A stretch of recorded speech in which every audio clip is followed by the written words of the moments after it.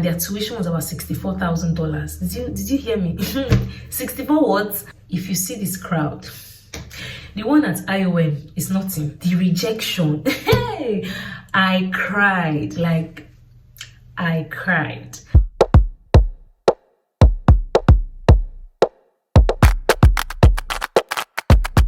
Hi guys, welcome back to my channel. I am Chidinma Amanze. If this is your first time here, welcome, and if you're a returning subscriber, you are the realest. Okay, thank you so much for always stopping by. Guys, it's been back to back vlogs since I got here, but honestly, since I got here, life has been moving really fast, and today I'm just going to calm down, sit down, and we're going to have a story time. If you watch my moving vlog, I talked about doing a whole new video on the process and just how I moved to the UK. But before we get into that, guys, I want to give a big shout out and a big thank you to TransferGo for sponsoring this video. Guys, when they reached out to me, I was just like, I've been in my eyes, they pay me.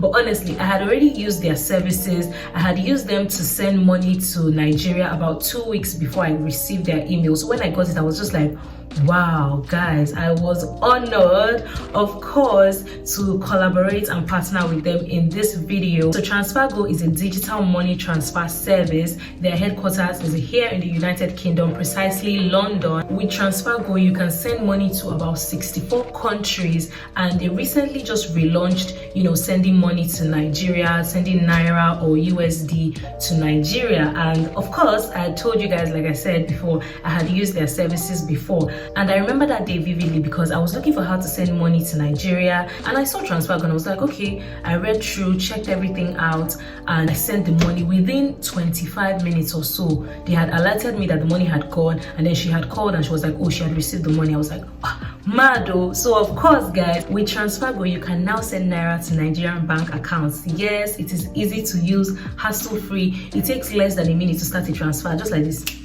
They have started the transfer and their rates are really good, like honestly better than the other money transfer services I saw, and some traditional banks too. And it is extremely safe. It is encrypted, secure, and regulated by the UK authorities. Guys, we don't play, like we don't do regular things here, okay?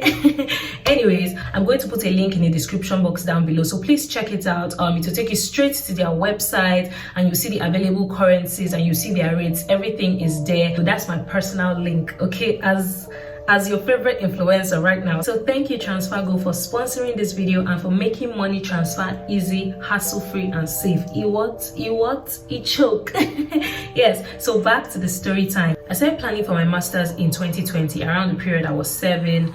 And then December of that year, yes, I went to the US and I started my applications there. So I applied to 2 universities in the US, and one of them rejected me. And I remember when the first rejection came, we regret to inform you, ... all of that. And I was just like, okay, I was waiting for the second one. And the second one, actually, they sent an email asking or requesting for an interview. And this was around February, after I submitted my application in January, or was it December? Yeah, so the interview was in February. So I replied, and we're able to schedule a meeting on Zoom and all of that. So after the interview, I think a week later, I was given an offer. But again, guys, I don't know who sent me message. When I searched for those 2 schools, I actually searched for best schools in civil engineering and geotechnical engineering in the US. I wasn't thinking about the tuition. I was just like, okay, when I get the offer, I'll apply for scholarship. By God's grace, I'll get it, this and that. And I got the offer, but I didn't get the scholarship. And their tuition was about $64,000. Did you hear me? 64 what? I don't know if those people don't fear God, because how can masters be 64,000? Then how much is 4 years of undergraduate? Anyways, that one was totally out of it, because even though there was an offer, there was no scholarship, and I don't know where I'm going to get $64,000 from. So as I was applying to universities in the US in December, in January I applied to some universities in Canada, 3 universities in Canada. And guys, those 3 universities, all of them rejected me. As far they came, sequentially. We regret to inform you, we regret to inform you, and just opening all those emails, like the rejection. Hey, I cried, like I cried, because I could not understand how 3 schools, as in Are they brothers and sisters? No. So how did they all reject me? It was painful. I swear it was painful. I remember talking to my family about it, and they were all just like, Chidinma, calm down. It is not the will of God, okay? I was just like, okay. And honestly, UK was not on my mind at all because pounds was climbing. We're talking about dollars. Pounds is also climbing, and I want to go to the UK. How?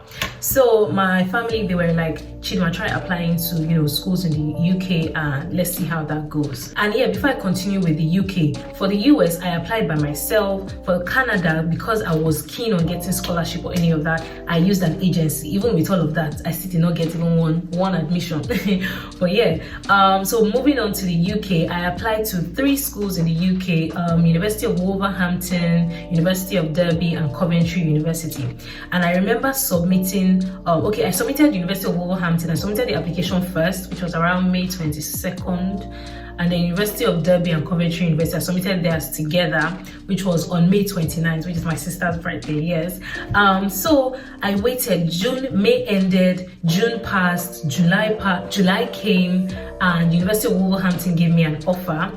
But for some reason, I just had it in my heart that University of Derby was for me. I don't know why. For some reason, I just really wanted University of Derby. I don't know, and I'm honestly glad I chose University of Derby, guys. You can see I'm smiling. Yes. So July passed. University of Derby had not sent anything. Coventry had not also sent anything, and I was to resume. I applied for September 2021. Okay, this was July, end of July. August came, and after August is September. So August 20th, I remember this vividly. I was on my way I was in Abuja, and I was at the airport with my sister. We're on our way back to Port Harcourt, and the email came, congratulations. God, congratulations. Hey, you know how you have seen a lot of rejections. We regret to inform you, and the congratulations just came. I was just like, yes, God, thank you. Finally, Derby. After how many months? Since when? Since May. I was so excited. I started crying. Of course, guys, I'm quite emotional. And my sister was there. So we called all my family members there and there. Like, it was a video call. Everybody called my friends. Like, guys, we have gotten the offer we've been waiting for. And I think the next day, yes, 21st, Coventry University, sent a response, and they also gave me an offer. So guys, this was 3 offers from the UK. I was really excited, but my heart was already with University of Derby. So of course, that's why I waited for that. But actually, when they sent the offer and stuff, University of Derby apologized for the delay. They said they had an overwhelming number of applications, so they were trying to sort everything out.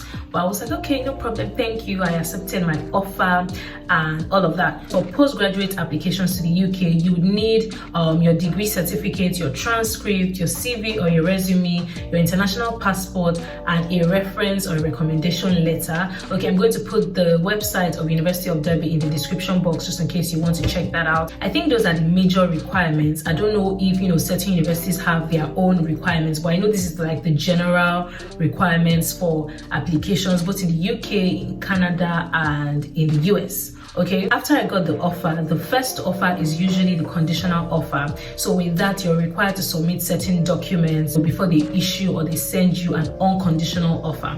So I was asked to submit my WAEC, because the UK and Nigeria will kind of have the same high school curriculum or something like that. Yeah, so I was asked to submit my WAEC results and an English language qualification. So I uploaded my WAEC certificate, and for the English language qualification, or IELTS, I had reached out to my senior colleagues who had also gone to do their masters, and they were like, they didn't have to write IELTS because my school, or where I did my uni, Kwame Nkrumah University of Science and Technology in Ghana, they issue an English proficiency letter or a certificate of English proficiency, where they state that you were taught in English, you read and understand English and all of that. So they advised me to reach out to the school, to prepare a letter like that for me and all of that, instead of writing IELTS, because writing IELTS is another expense. So I reached out to a friend who was in the school, and then she helped me request for the letter, and they sent it to me, and I submitted that letter, that certificate of English proficiency, with my WAEC results. And I think 2 weeks later, they sent the unconditional offer, which is the official admission. With this one, you know that you have secured your place. Before I forget, when I got the conditional offer, I was asked to submit my WAEC and my English certificate, and also to make a deposit payment of £3,000. And with that, there was a link for you to make that payment. So I clicked on the link and I saw that you could make the payment with a USD credit or a debit card or something like that, or even pounds. Sure, you could make it with a credit or a debit card, and which was easier for me. So I paid my deposit and it went really fast because like it was an online payment, and I submitted my documents. So 2 weeks later, like I said, they sent an unconditional offer. And at this point, I became so clueless. So I was just sitting around waiting for them to send me my CAS. CAS is confirmation of acceptance for studies. It's a document issued by your university to help with like processing your visa, your student visa, and all of that. So I reached out to a friend who was already schooling in the UK at that time, Awele, and I asked her how she was able to get her CAS because I had been waiting. I was just really clueless, and she told me that she used an agency for both her school application as well as her visa application, and she sent me their email and everything. I'm going to put their email in the description box down below as well. They're called Intake Education. They partner with universities in the United Kingdom. I'm not sure about Europe, but you can also check their website. So yeah, they partner with universities in the UK, and you don't have to make a direct payment to them. They collect their cut from your school fees from the university, like I said. So they partner with these universities to help students with application, both school and then visa application and all of that. So I reached out to the agency and I was assigned an agent, and we started talking from there. She asked the status of my application and I told her I was waiting for my CAS, and then she asked if I had made a request or sent in a request, and I was blank because I didn't know I was supposed to do that. So she basically took up my application from there. She reached out to the uni requesting for a CAS for me and copied me in the email, and then they sent me a link to a portal or something like that to upload my documents. And the documents required for CAS are your proof of funds or your bank statement and your sponsorship letter, just in case, you know, your parents or guardians are sponsoring you. And I remember I started talking with the agents around like second week of September, and on the 24th of September the school reached out to me saying that they had not seen my proof of funds, and on the 27th of September, which was Monday, was their last day to issue CAS for September 2021 intake, that if I'm not able to submit my proof of funds within like the weekend or something like that, I would have to, that they advised me to defer to January intake.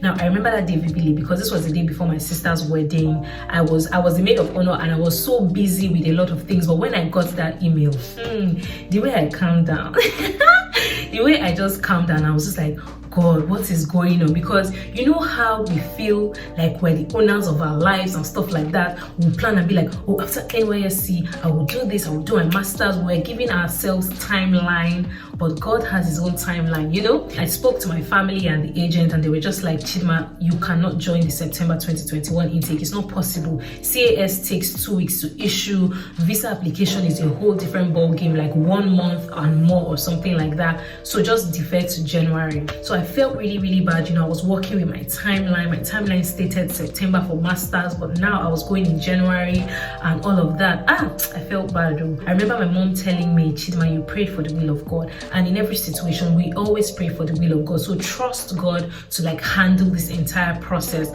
whether timeline or not. I think later on, I started laughing at myself, like, what was I thinking with my own timeline when God has his ultimate timeline? Do you understand? Yeah, so anyways, I sent an email to the school telling them to defer my application to January 2022. So this was around the end of September. And for proof of funds for the UK, they don't usually give a specific amount, so you have to do a lot of estimations, adding your school fees and then estimating your accommodation and your upkeep and all of that. So I was working on my proof of funds all through October, November, and I think first week in December. So on the 26th of November, I traveled to Abuja for my medicals. Now, this is another God, Nigeria will stress you, I swear. But anyways, the UK only accepts medical test results from IOM, which stands for International Organization for Migration. They are located in Abuja and in Lagos. Of course, Lagos was totally out of it because that place That place is a jungle. And for your medicals, you can do this anytime you want, but I merged mine with my visa application process because I wasn't going to pay tickets as in 4 times to come from Port Harcourt to Abuja, do medicals, go back. Then when I've now gotten my CAS and it's time to do my biometrics, I will now come back to Abuja. So I was just like, no, I'm going to dedicate December to doing my biometrics and also my medicals and all of that. And for the UK, you are required to do a tuberculosis test. If it's a student visa, if it's a regular or visitor's visa, or any of that, you are required to do a tuberculosis test. So I went to IOM. I remember getting there that morning by like 7 a.m. And guys, if you see the crowd, I was given a number. My number was 100. Guys, I was in severe pains.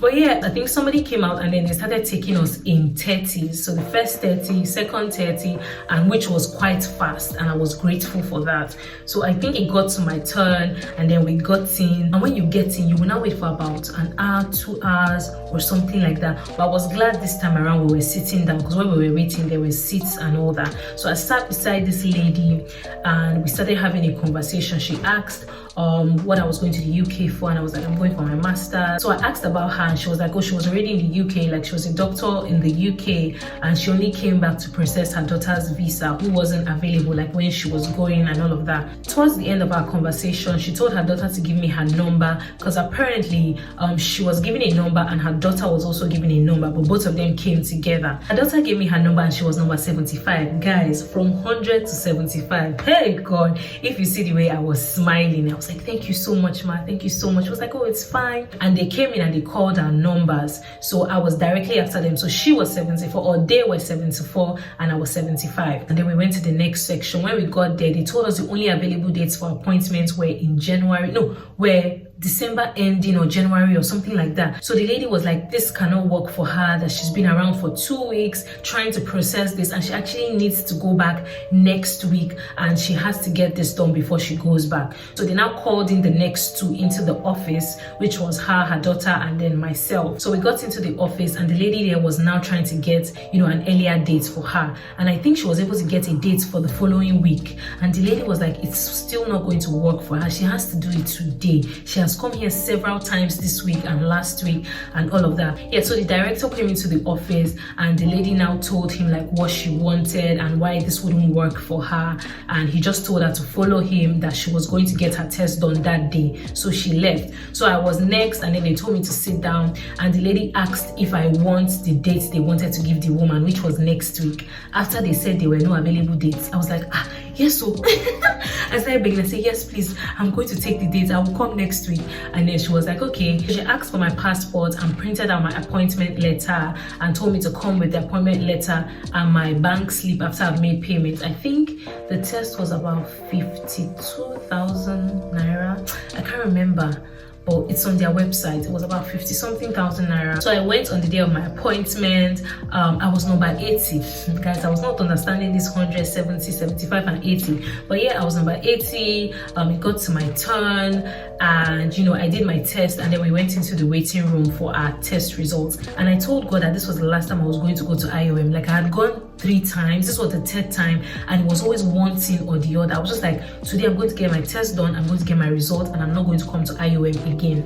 So we waited, and they called my name, and then they were like, come and pick up your test result. The way I picked it up and ran, I picked it up before they changed their mind, and I went back home. So I had done my medicals, and that was out of the way. On December 7th, my bank statement was ready, my proof of funds was ready, and my sponsorship letter from my parents. So I submitted that. On the 15th of December, I received my CAS letter from the school, and I started my visa application. And you cannot start applying for a visa without your tuberculosis test and your CAS. Okay, so I started the visa application. I'm going to put the link to the website, I think it's uk.gov, in the description box down below. I started filling out the application, and the agent helped with that. She even had, I think, my email and my password. Yes, she would go, review all that I filled. During the application, you make 2 payments, and the first one is the health surcharge. which is over $900. Till today, I'm still trying to understand why it's that expensive, but yeah, it was over $900. And the second one is the official visa application fee, which is about $400 and something dollars, 480, 450, something like that. Yes, and for both payments, I paid online like I did with my deposit. I used a USD card, to make that payment.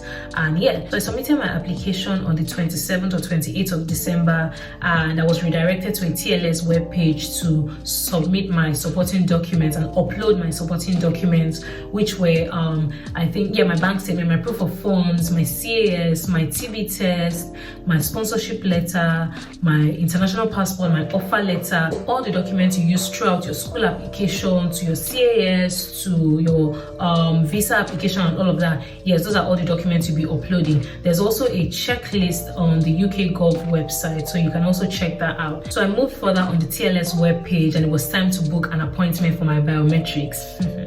Guys, this was another struggle. I went through the entire web page, checked the entire calendar. There were no available dates. So I spoke with the agent, and she was like, I had to go to the office and do a walk-in appointment. So I think the next day, yes, I went to the office, and it did not occur to me that it was a public holiday. So I got there, and there was a security there, and he was like, oh, they're not open, that's a public holiday, like it's an extension of a public holiday or something like that. He was like, okay, but what is the problem exactly? And then I told him that I was working with time, I was to resume in January, and I had not even gotten a date for like my biometrics and all of that, and there were no dates on the website. So he was like, okay, I should come tomorrow and they'll be able to sort me out. So the next day I went to the TLS office. Guys, if you see this crowd, the one at IOM is nothing. If you see this crowd at TLS, like, they even blocked the road. Cars were not even passing. I think the bolt had to stop me somewhere, and I had to walk to the office or something like that. If you see this crowd, in my heart, I was already shaking, because where will I start from? This one said, I'm sure I would have been number 2000 or something like that. Yeah, so I came out of the car, and I was able to squeeze my way to the gate, and I saw the same security I saw the day before, and he recognized me, and he was like, oh, you were here yesterday? And I said, yes, sir. So he asked if I knew anybody that worked in the TLS office that could speed up the process for me and all of that. And I was like, sir, I do not know anybody. I don't even live in Abuja, like, and there's no time. So he called somebody that worked there, told the person about me, and then gave me the person's number and told me to also call the person and explain everything to the person. So I called this person and explained everything, and then he came out of the office, met me, and then took my details and told me that I should go home and just keep in touch. Like, he will let me know when he's been able to get a date for me. And I was just like, no allow, but thank you. I forgot to mention, for walk-in appointments, you pay about 42,000 naira. Yes, so the people I met, they were all trying to get a walk-in appointment, and they told us they were not going to answer us until they are done with all the people that have appointments. And those ones, they had their own queue. We had our own queue. So when he told me that I should go, that he'll sort everything out and then he'll call me and all of that, I was like, look at God though. But anyways, I went home, and we kept in touch. 2 days later, I received a confirmation email from TLS saying that my biometrics appointment date was on the 5th of January. Guys, the joy in my heart, this one you could see the joy on my face, but the joy in my heart, I forgot to mention, remember I said walk-in appointments were 42,000 naira. Yes, so we had an agreement that it was still the same walk-in appointment and all of that, so I was still going to pay the same 42,000 naira. So I called him and told him that I received the confirmation email, and then I made payments, and then he said he had also received the money and all of that. So guys, on the 5th of January 2022, yes, I took myself to TLS office with my passport and my documents and everything, and I submitted my passport, did my biometrics, did my capturing, and yeah, it takes about 15 working days after you've submitted your passport to get a response from the embassy or from TLS. But you can always track your visa on the TLS website and all of that. I think they usually send you a link or something like that to track your visa. Guys, the waiting period, it was the hardest. Like, I'll wake up in the morning, I'm tracking it. Oh, he hasn't left TLS. Oh, he hasn't. I was losing my mind. Hey, my goodness. Anyways, the 26th of January 2022, I received 3 emails from TLS. Yes, the first one was that my passport had left the embassy. The second one was they had received my passport at TLS. And the last one, they were sending my passport to me in Lagos. Because immediately I was done with my biometrics, I left Abuja and I moved to Lagos. So I was in Lagos when I received the emails. And on the 28th of January 2022, yes, I received my passport. And if you watched my moving vlog, that was where I unboxed it in the car and I saw my visa. So guys, it was a long process, journey that started in December 2020, but I am so thankful for all that transpired and all that happened. And if I'm to give my story a title, it would definitely be The Hand of God, because honestly, throughout every hurdle or trial, throughout the entire process, I felt God's presence, I felt God's grace, I felt God's favor just in everything that happened. He literally saw me through everything, and I am forever thankful, forever grateful. And throughout the entire process, I held on to this verse, Isaiah 43 verse 19, behold, I will do a brand new thing and surely it will spring forth. Do you not know it? I will make a way in the wilderness and streams I will put in the desert. Yes, if God has said it, who is going to counter it? So yes, I also mentioned this verse in my moving vlog. If you haven't seen my moving vlog, you cannot relate.